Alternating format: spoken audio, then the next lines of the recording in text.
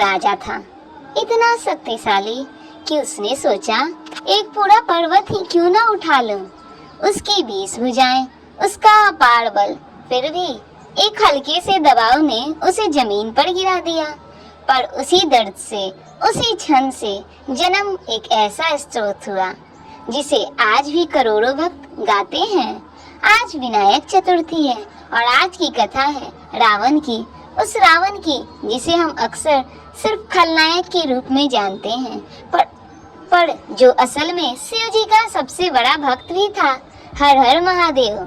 सोलवेद की 30 days of Sawan stories के date 18 में आपका स्वागत है। रावण और कैलाश पर्वत की कथा शिव पुराण की परंपरा में मिलती है और इसी प्रसंग से शिव तांडव स्तोत्र की उत्पत्ति भी जुड़ी है। एक ऐसी रचना जिसे संस्कृत साहित्य की सबसे लयबद्ध कृतियों में गिना जाता है।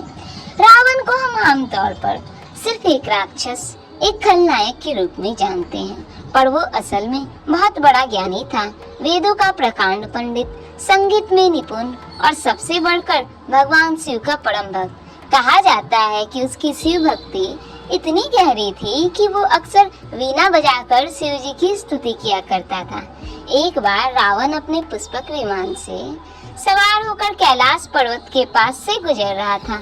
जैसे ही उसका विमान कैलाश के ऊपर से गुजरने लगा, अचानक वो रुक गया, आगे नहीं बढ़ पाया।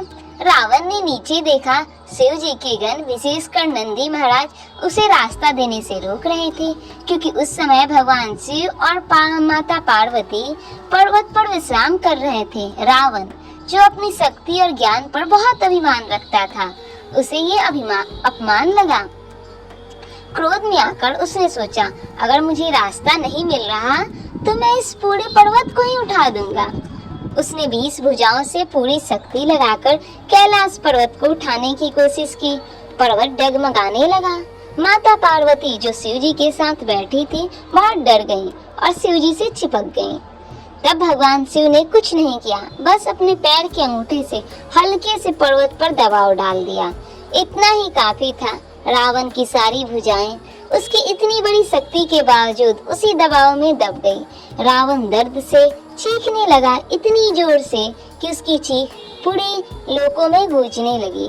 कई वर्षों तक, कुछ कथाओं में कहा जाता है कि 1000 वर्षों तक रावण उसी दर्द में तड़पता रहा, पर उसकी बुद्धि, उसका ज्ञान वही काम आया। उसने अपनी नस निकालकर उससे एक वीणा बनाई और शिव जी की स्तुति में गाना शुरू कर दिया। ये स्तुति इतनी सुंदर, इतनी भावपूर्ण थी कि यही आगे चलकर शिव तांडव स्तोत्र कहलाई, जो आज भी शिव भक्तों के बीच सबसे प्रसिद्ध और शक्तिशाली स्तोत्रों में गिना जाता है।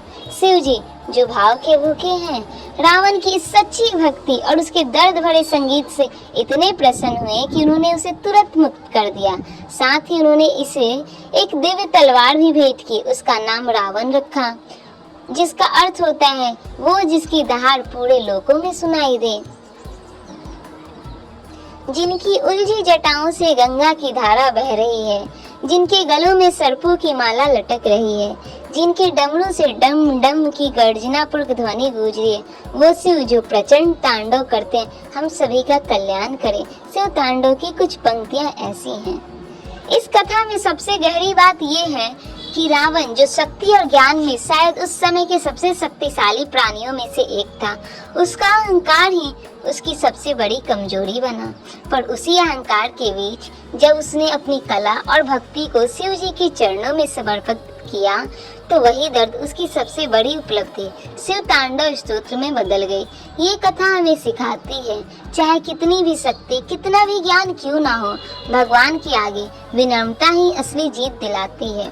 और ये भी सिखाती है कि हमारी सबसे बड़ी तकलीफ भी अगर हम उसे ही सही दिशा में दें, तो एक सुंदर रचना, एक प्रेरणा बन सकती है।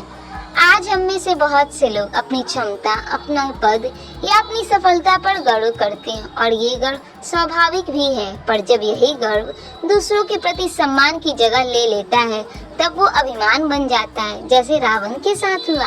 और ये कथा हमें ये भी सिखाती है, जब जीवन में कोई गहरा दर्द आए, तो उसे सिर्फ सहने की बजाय उसे किसी सृजनात्मक दिशा में बदलने की कोशिश कीजिए।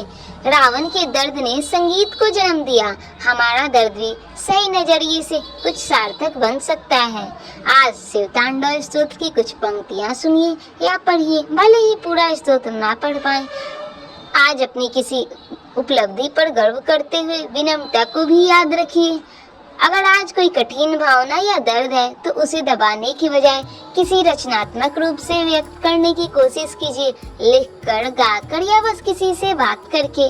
हे नटराज, हमें वो विनम्रता दीजिए जो शक्ति के साथ ही बनी रहे और हमें हर दर्द को रावण के दर्द की तरह किसी सुंदर सृजन में बदलने की शक्ति दीजिए। शिव तांडव स्तोत्र का पूरा पाठ और सरल हिंदी अर्थ सोलवेद के जर्नल में विस्तार से उपलब्ध है, बिना जटिल संस्कृत के डर के। कल तीसरा सावन सोमवार है और साथ ही नाग पंचमी भी।